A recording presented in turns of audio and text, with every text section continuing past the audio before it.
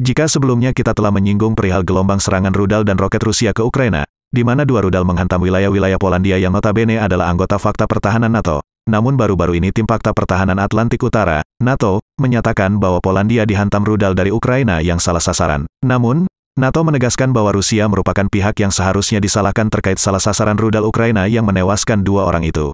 Rudal Ukraina diduga salah sasaran setelah ditembakkan untuk menghalau rudal-rudal dari Rusia yang membombardir negara tersebut. Ini bukan salah Ukraina, Rusia yang tetap bertanggung jawab karena melanjutkan perang ilegal menyerang Ukraina. Demikian ujar Sekretaris Jenderal NATO, Jens Stoltenberg, usai rapat darurat di Brussel, Rabu, tanggal 16 November, seperti dikutip dari Reuters.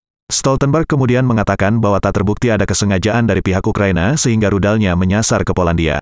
Senada dengan Stoltenberg, Presiden Polandia Andrzej Duda mengatakan bahwa kemungkinan rudal yang menghantam negaranya berasal dari sistem pertahanan udara Ukraina. Duda menyebut bahwa rudal itu tepat jatuh di ladang gandum di Polandia dekat dengan perbatasan Ukraina. Berdasarkan informasi bahwa kami terima, itu merupakan rudal S-300 era Uni Soviet. Sebuah rudal tua dan tak ada bukti bahwa itu diluncurkan dari pihak Rusia, tutur Duda.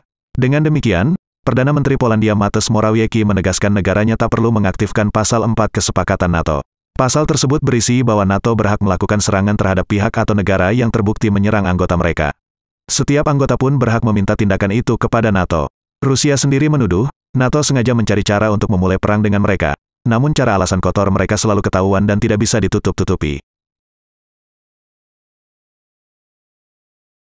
Ketika NATO dan pemerintah Polandia sendiri mengakui bukan rudal atau roket Rusia yang menghantam wilayahnya, melainkan dua rudal Ukraina, Presiden Volodymyr Zelensky malah ngotot mengatakan itu adalah rudal Rusia. Ia meminta sekutu Ukraina untuk berbagi semua data terkait rudal yang mendarat di Polandia. Permintaan itu disampaikan setelah Zelensky ngotot rudal itu berasal dari Rusia, bukan dari tentara Ukraina. Kami ingin menyusun semua detail, setiap fakta. Itu sebabnya kami membutuhkan akses ke semua data yang dimiliki mitra kami dan lokasi ledakan, kata Zelensky dalam pidato pada Rabu, tanggal 16 November malam. Dalam kesempatan itu, ia juga bersikeras bahwa rudal tersebut bukan berasal dari militer Ukraina.